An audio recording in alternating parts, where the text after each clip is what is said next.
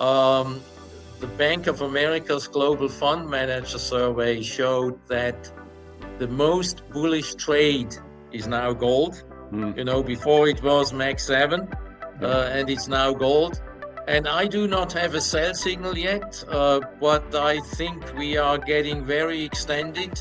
And then I think we correct for several months, maybe down to 2,600 or something like that. I do not know exactly. But then we have to buy it again.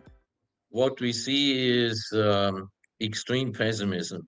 Bank of America just came out with their global fund manager survey. It's the most bearish survey in 25 years. I've seen all the bearishness. I've seen the put call ratios going on. Everything I see is blinking bottom, medium term bottom. So we had the low at 48.35. We are bouncing off that low.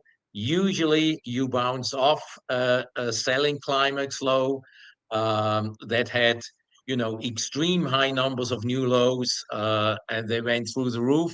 All of what I see technically in the market is being a washout.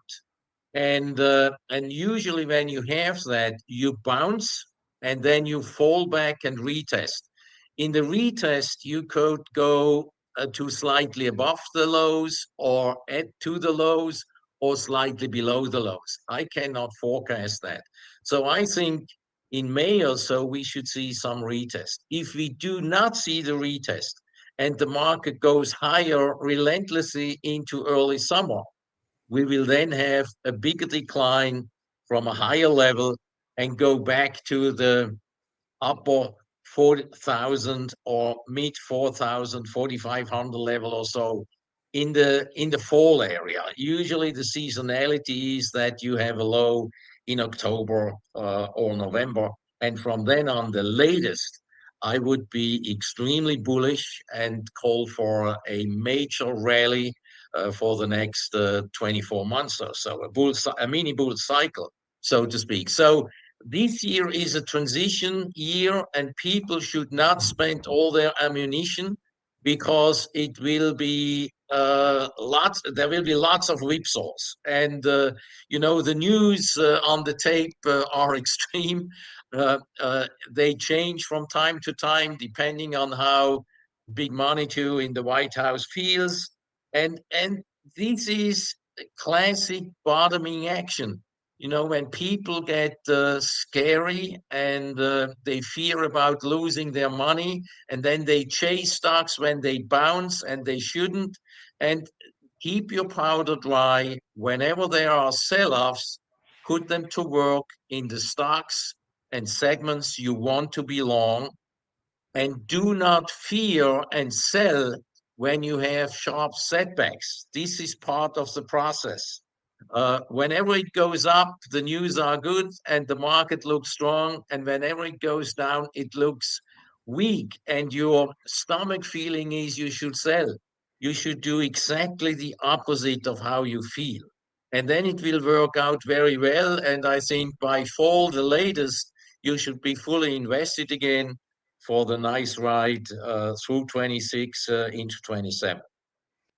I do not see myself as a very gifted stock picker or analyst of individual companies and stocks.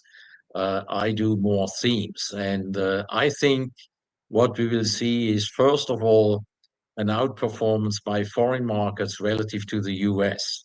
I think the play that has been played, the game that has been played over the last few years of US exceptionalism, I think that is over. US exceptionalism, to a large part, was due to exceptionally high budget deficits in the US that stimulated everything. The US federal government accumulated 40% of GDP in 4 years.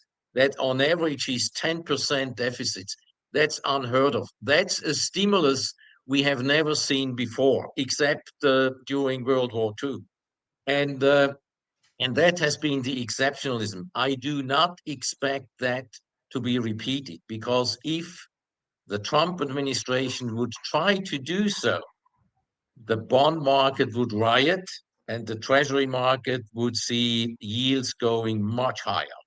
And then if that was the case, the stock market would probably not fly, and more likely than not, Trump would probably try to replace the Fed chairman so that he buys all the paper that comes to the market, or at least puts in a very steep yield curve that the banks buy it and could make a lot of money. So I think the US exceptionalism thing is sort of over. I also believe that the AI, which I have pointed to in fall to our subscribers, the AI game in the stock market is over. I do believe that some of the Max 7 stocks will have sharp run-ups. They are high beta stocks, but I do not believe that they will outperform in the next run into 27 as they did in the last few years.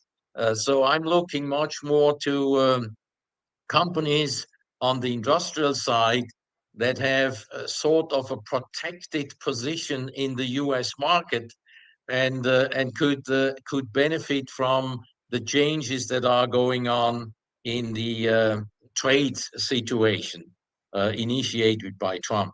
So I would look much more for international companies. I would also shy away from the classic platform companies. You know, you have companies like Apple is an example. They produce their cell phone at maybe $100 in Asia. Then they spend maybe another $50 on services and lawyers, etc. And then they sell it to the Irish subsidiary, and the Irish subsidiary makes a huge profit by selling it to the US, and it's taxed only at 4%. Because there is a tax accord between Ireland and the US. I think games like that are a thing of the past. I think it's over. And you have to look at companies if they have too low a tax rate. I would stay away from the stock because that is not sustainable. That will change. And I think companies that operate more inside the US than internationally have much less of such tax gimmicks going on, and therefore are probably the preferred assets to own. And in foreign markets, of course, I think the Europeans will go into a major fiscal spending wave led by Germany, and that has positive influences on the other economies that are subcontractors in a way to the German economy, and that has positive influence on European stocks in general. I'm not very bullish on the European economy long term, and this going deep into debt to stimulate the economy is something for the short term. It's not sustainable, but it can last a few years. It will eventually create more inflation, more debt, and more problems down the road. That has been the way the Americans have operated, and the Europeans are now going the US way in a way, whereas the Biden administration went the European way in a way, more socialism and more debt, etc. So I think European stocks will outperform the US because there is a dichotomy between the US GDP relative to the world GDP has gone down over the last 10 years, whereas the US stock market and its valuation relative to the world has gone up over the same period. That is a strange development, and I think we are at the point where these things are going to be rebalanced for the next 2-3 years or so. I also think that Asian stocks could do very well. I don't know how one feels about China politically. There could be political problems because the confrontation between the US and China, I see becoming bigger. But I think eventually the Chinese stock market and Hong Kong enterprise stocks will do very well based in that currency, and the currency is fine. The Chinese currency, dollar renminbi, is now at 730. About the purchasing power parity actually is at 470. So actually, the renminbi should strengthen. And I cannot imagine, for political reasons, that the Chinese could devalue their currency at the present time. With monetary excessive liquidity to get it going, and they have to do all the write-offs that are necessary in the banks and in the real estate companies. But at the same time, they will support and manage through this difficult period. And I think if you are a talented stock picker, or you have someone in China who works this job for you, you could do very well being long Chinese stock. I'm bearish bonds longer term. And because I think the world will eventually go inflationary. Medium term, we have gone to 460 or so on 10-year treasuries.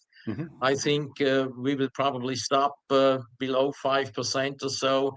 And if we go into a recession where the odds are higher than 50% this year, the yields could come down a little, but they will not come down to the degree they usually came down in previous recessions. You saw that when the stock market tanked, usually there was a flight to safety, and treasury bond yields slumped together with stocks, and the dollar strengthened. Not this time. This time the dollar weakened because of capital outflow, and also treasury bond yields went higher. And this is part of the regime change that I described, the repatriation flows that I see. I think the current US administration have triggered many structural changes in the world, not just in trade, but also in finance and capital flows. And this has implications for the level of interest rates. They will be higher in the future in the US than they used to be without these changes. And the US dollar will be lower than they used to be without these changes in the past.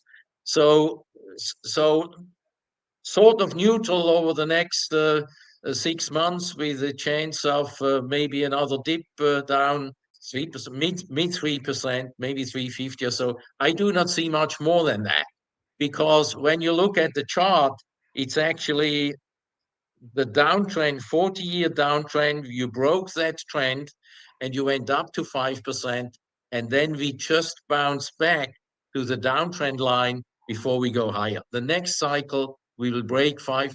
Next cycle is in 26, 27. We will break 5% on the 10-year treasuries. On commodities, I'm turning quite bullish. We had the first rally from 2020 to 22. We peaked in the commodity complex with the invasion of Ukraine by Russia. And I have been bearish on oil for 3 years now. And my target was the low 60s in crude oil. And we broke slightly, briefly, below $60. I think we are close to the low. I do not see a good bottom yet. It may take some time, but the level is good. I think that oil is approaching a major bottom, and I expect oil 2 years down the road, let's say in 27, I expect oil at 150 or $200. So that could be a very interesting play. Gold has been my long-term favorite. I'm a holder of gold positions for a long time. Gold has performed extremely well, and the Westerners have not been in it early on because they had the wrong formula. They thought gold would go up when inflation goes up and when the dollar goes down. And the dollar went up and inflation went down and gold went up, just the opposite of the theories. I think gold is going up because of the geopolitical changes and all the changes that are related to it in terms of trade and politics and capital flows and currency changes, etc. And I think we are getting overheated here. We are probably in the later stage of a medium-term rally, and my hunch is that we will peak soon in the 3,300 to 3,400 area. The Bank of America's Global Fund Manager survey showed that the most bullish trade is now gold. You know, before it was Max 7, and it's now gold. And I do not have a sell signal yet, but I think we are getting very extended. And then I think we correct for several months, maybe down to 2,600 or something like that. I do not know exactly. But then we have to buy it again, because the problems that we are dealing with in trade, in geopolitics, with wars, with political changes that are going on, they will intensify. More central banks will buy gold, more institutions will buy gold. The most important thing that people do not understand is that the US dollar's role as reserve currency has been damaged badly. First, by the Biden administration to misuse the dollar as a weapon, as a political weapon. The geopolitical changes are such that the US is not the unipolar center of world order, but is one of others. And the trade is now settling in different currencies, not just US dollars. You know, the old reserve currency came out of the Bretton Woods Agreement in 1947, when they agreed fixed exchange rates and all the trade settled in US dollars. That's not the case anymore. That part of Bretton Woods has also broken in the last few years. And that means that today, central banks do not need to keep that much reserves as they used to in the past. They can pay in their own currency. And therefore, there is no need for such large amounts of dollar holdings. And therefore, this is another factor that is taking away the underlying strength of the US dollar of past decades. So this is an important change, and there are many such changes going on, and people should understand it. But do not panic. 25 is a transition year. Every sell-off is a buy, because 26 and 27 will be very rewarding.